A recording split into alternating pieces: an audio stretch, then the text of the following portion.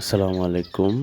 Bird house 61-এর আরেকটি নতুন ভিডিওতে আপনাদেরকে স্বাগতম। আজকে আমরা কথা বলবো আপনি কেন জেব্রা ফিঞ্চ পাখি লালন পালন করবেন। আপনার বাসায় যদি একটু জায়গা থাকে,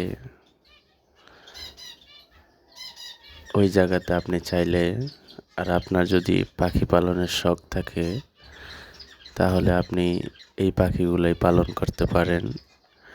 কারণ হচ্ছে এই পাখিগুলা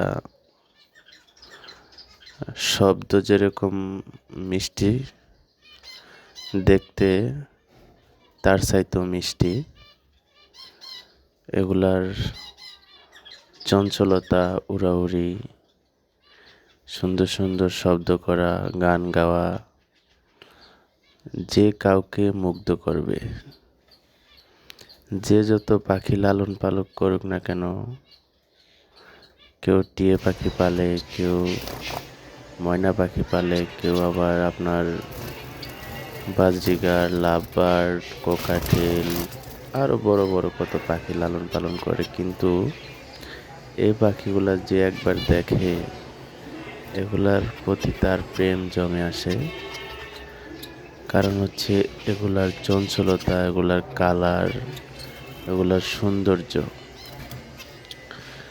তাছাড়া এগুলা পালন করতে জায়গাও কম লাগে, খরচও কম যায়, খাবার দাবারও কম খায়। ঠিক আছে, ডিমও দেয়, 4টা থেকে 6টা ডিম দেয় এবং বাচ্চা ফোটে, 4টা 5টা করে বাচ্চা ফোটে। গরমের সময় এদেরকে গোসলের পানি দিলে এরা অনেক সুন্দর গোসল করে।